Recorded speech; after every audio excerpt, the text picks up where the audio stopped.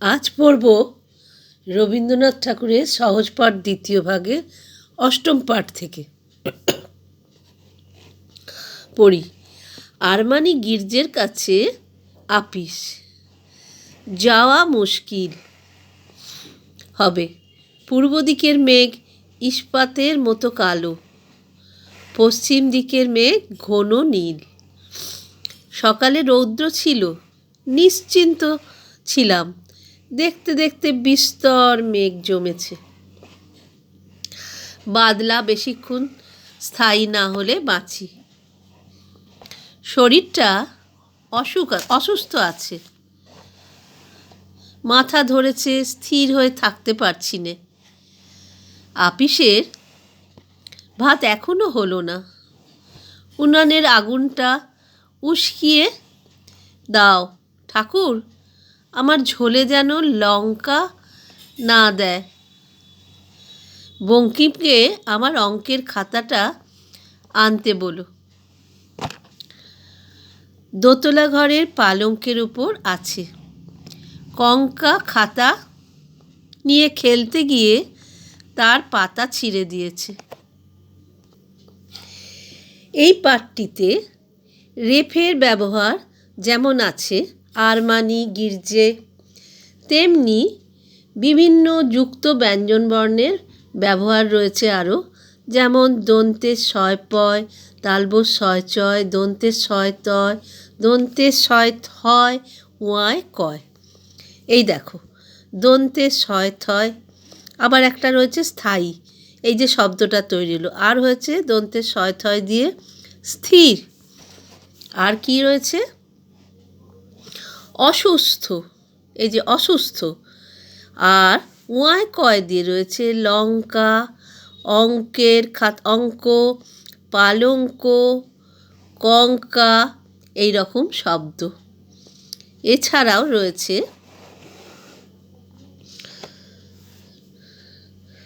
বঙ্কিম, এইসব শব্দ এখানে আমরা পাচ্ছি।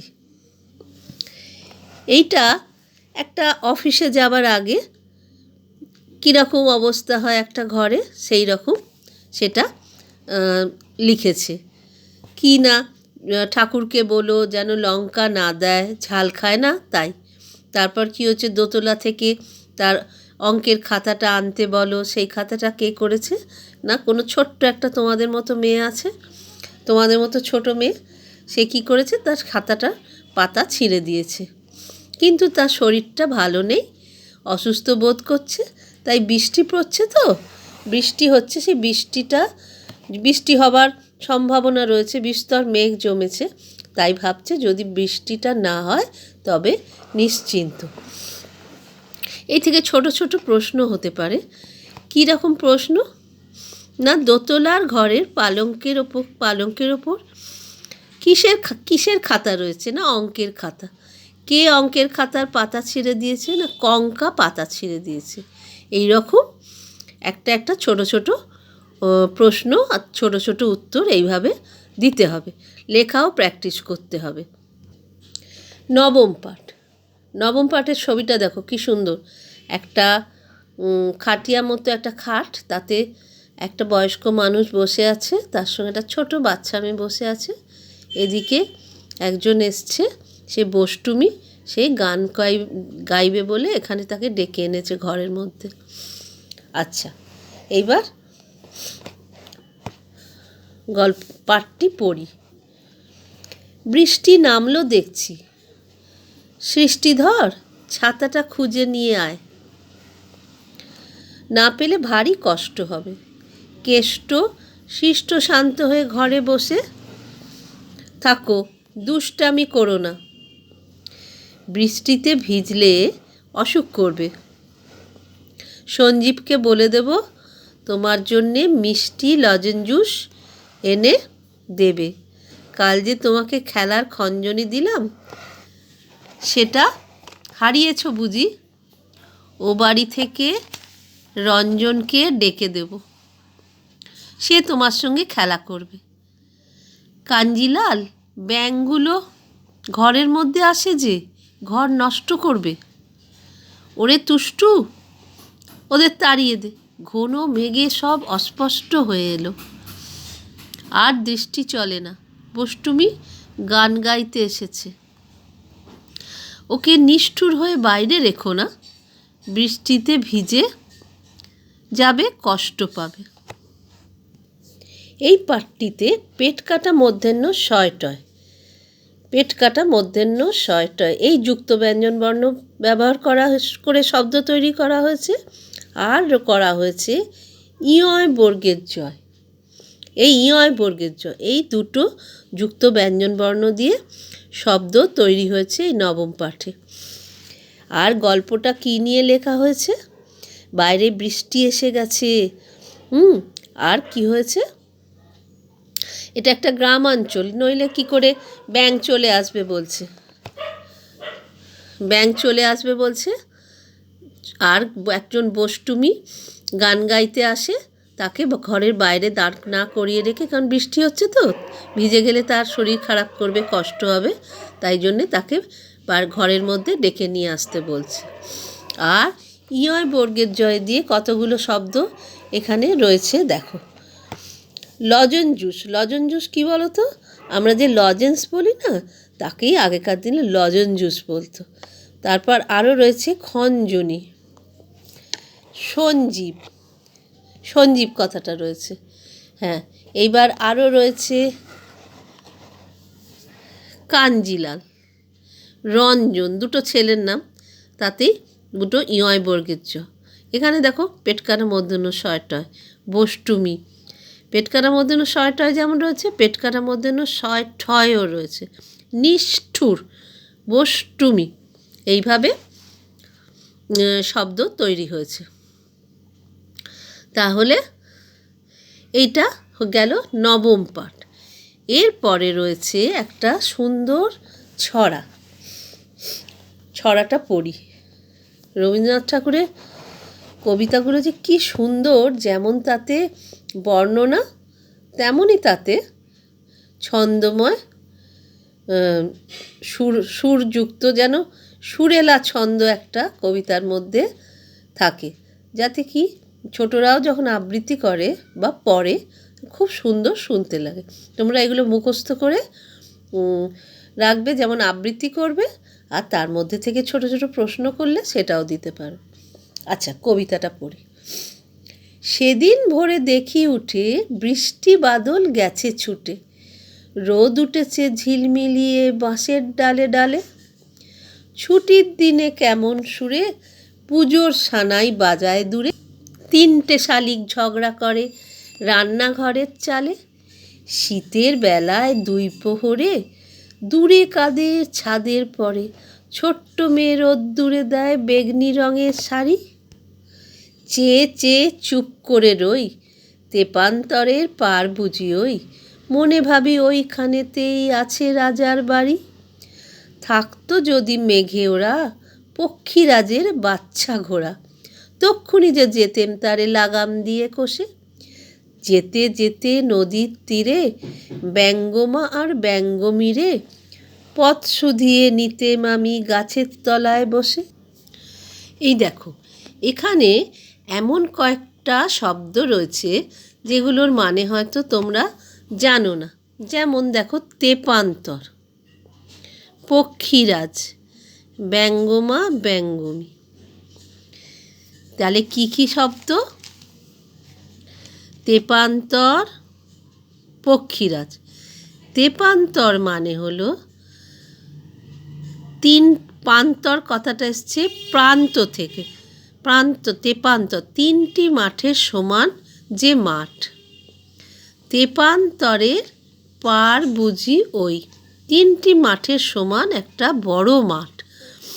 আর হলো পক্ষীরাজ, পক্ষীরাজের বাচ্চা ঘোড়া। পক্ষীরাজ কথাটা আমরা রূপকথায় পাই, যে ঘোড়ার দুটি ডানা থাকে, উড়তে পারে। রূপকথাতেই এমন ঘোড়ার কথা বলা হয়, যাতে করে রাজপুত্র রাজকন্যারা উড়ে যায় আকাশ দিয়ে। এটা রূপকথায়, গল্পে এই পক্ষীরাজ ঘোড়ার কথা থাকে। দেবী রূপকথার গল্প পড়লে তোমরা এই তেপান্তরের মাঠ, পক্ষীরাজ ঘোড়া এগুলো পাবে। আর পাবে ব্যঙ্গমা ব্যঙ্গমী। ব্যঙ্গমা আর ব্যঙ্গমীরে পথ শুধিয়ে নিতে মামি। ব্যঙ্গমা ব্যঙ্গমী হলো রূপকথা দুই পাখি, যারা নিজেদের মধ্যে কথা বলতে পারে, মানুষের মতো কথা বলতে পারে, এবং তারা রূপকথার দুটি চরিত্র। একটা মেয়ে পাখিকে বলা হয় ব্যঙ্গমা আর ব্যঙ্গমী।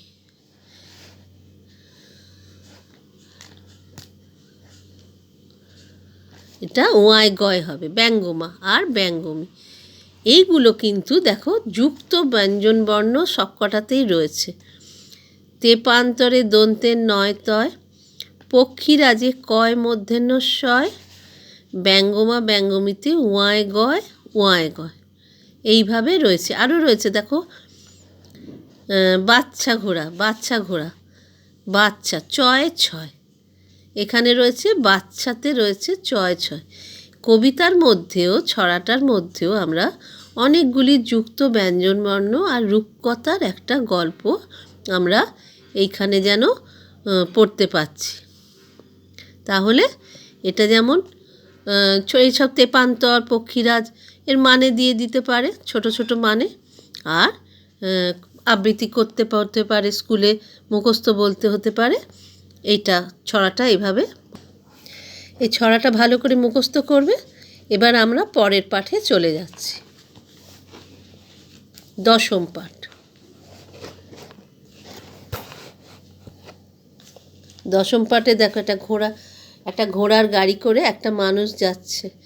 ঘোড়সওয়ার, যে ঘোড়সওয়ার না, কি বলে, সহিস, এ যে ঘোড়া চালায় তার হাতে একটা ছিপটি মতো থাকে, সেটা দিয়ে পড়াং পড়াং করে ঘোড়াটাকে মারে। একটু কষ্ট হয় না খুব একটা, আস্তে করেই মারে। হ্যাঁ, তাই দিয়ে সেটার মাধ্যমে বুঝিয়ে দেয় ঘোড়াটাকে যে এবার এগো, এবার থামো।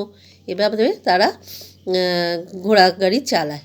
আর এই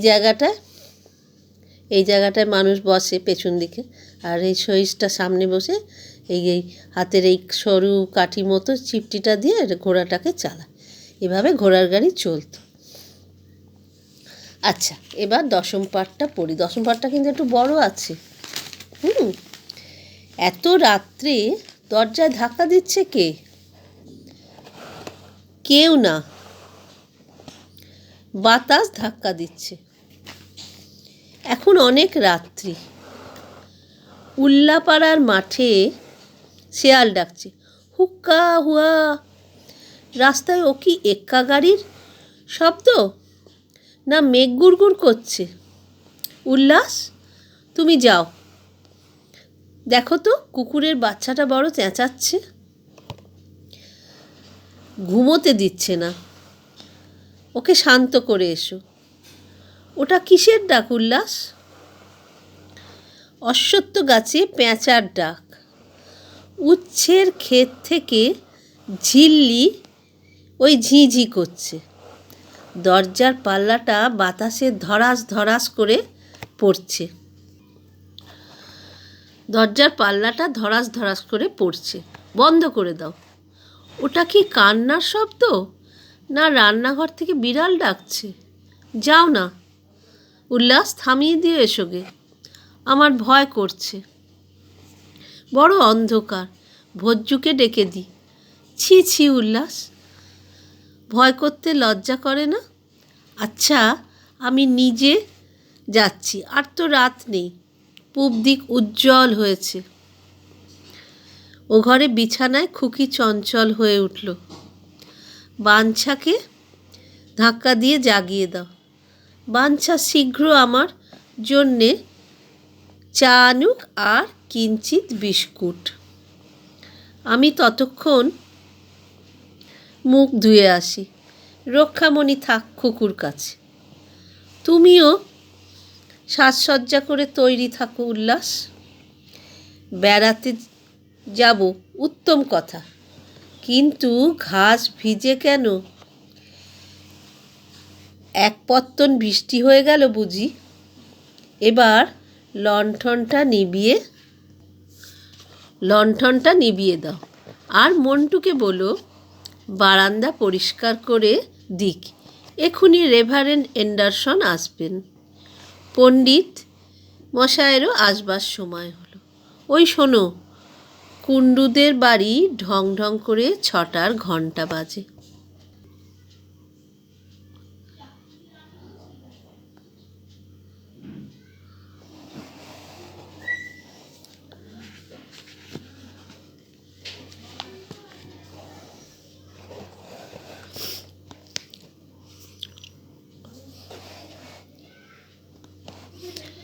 আমরা যেমন এখানে কয় কয়, তারপর লয় লয়, তারপর ঝিল্লিতে লয় লয়, এগুলো শিখলাম। তারপর ভোজ্যু বর্গের জয় জয়, পরপর 2টি করে বর্ণ একসঙ্গে যুক্ত ব্যঞ্জন হচ্ছে, বর্গের জয় জয়, এগুলো হচ্ছে ই। তারপর চ, তারপর বাঞ্ছা, ছ, ইয়, চ ছ পরপর, তারপর দুটোর সঙ্গে ইয়র সঙ্গে ইয় যুক্ত হচ্ছে বাঞ্ছা, কিঞ্চি। একটা হচ্ছে কি কিঞ্চি, চঞ্চল, বাঞ্ছা, এরকম। এছাড়া একটা উল্লাস, এগুলো পরপর একই বর্ণ যুক্ত হয়ে যেমন হচ্ছে, তেমনি আরও কতগুলো তো দেখলে, সেটা কি না, দন্তের নয় ডয়, নয় টয়, মন্টু, দন্তের নয় ডয়, এন্ডারসন, ওদিকে ছিল লণ্ঠন, দন্তের নয় ঠয়, লণ্ঠন। এগুলো তো হলো। আর ছোট ছোট প্রশ্ন কি হতে পারে?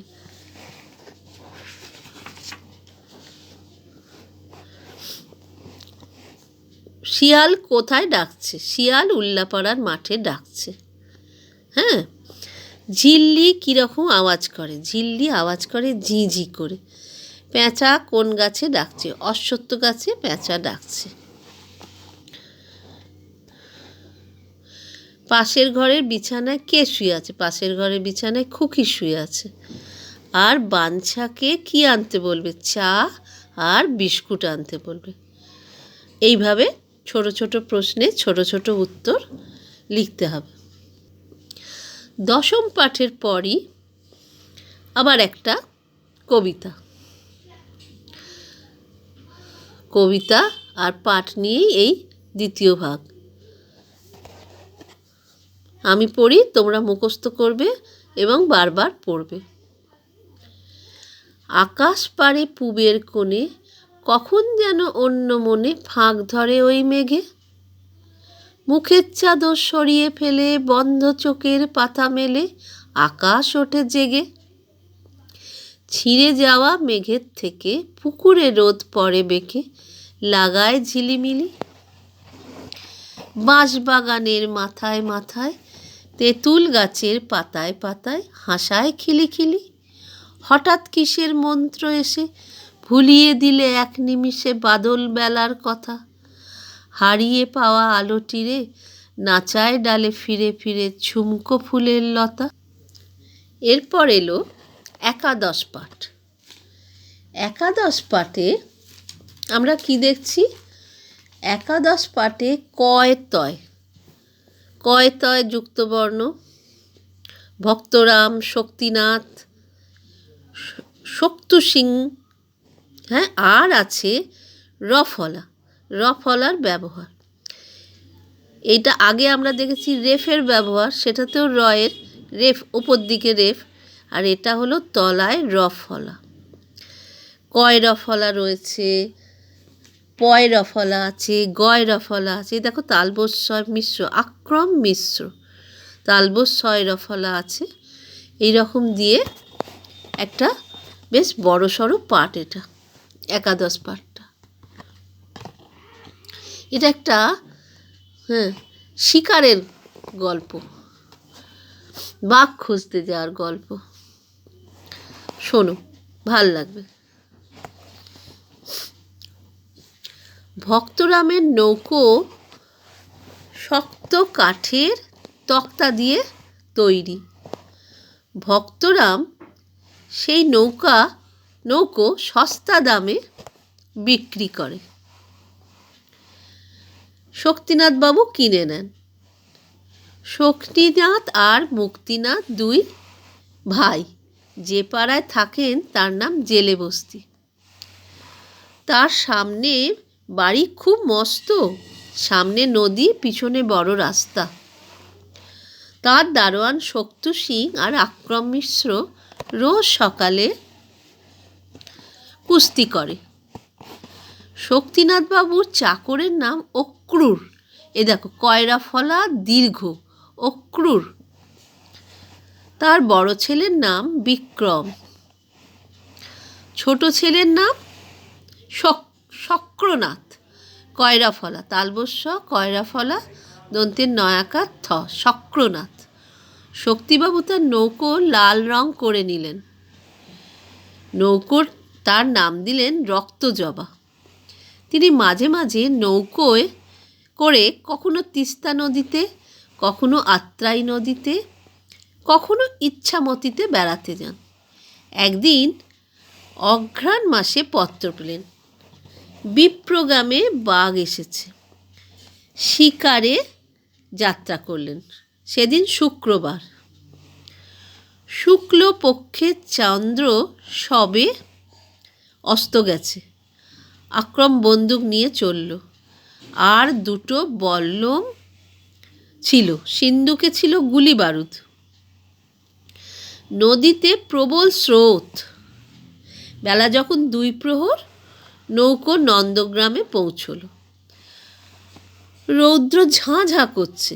এক ভদ্রলোক খবর দিলেন, কাছেই বন্দিপুরের বন, সেখানে আছে বাঘ। শক্তিবাবু আর আক্রম বাঘ খুঁজতে নামলেন। জঙ্গল ঘন হয়ে এলো, ঘোর অন্ধকার। কিছু দূরে গিয়ে দেখেন এক পোড়ো মন্দির, জনপ্রাণী নেই। শক্তিবাবু বললেন, এইখানে একটু বিশ্রাম করি। সঙ্গে ছিল লুচি, আলুর দম আর পাঁঠার মাংস, তাই খেলেন। আক্রম খেলো চাটনি দিয়ে রুটি। তখন বেলা পড়ে আসছে। গাছের ফাঁক দিয়ে বাঁকা হয়ে রৌদ্র পড়ে। প্রকাণ্ড অর্জুন গাছের ওপর কতকগুলো বাঁদর, তাদের লম্বা লেজ ঝুলছে।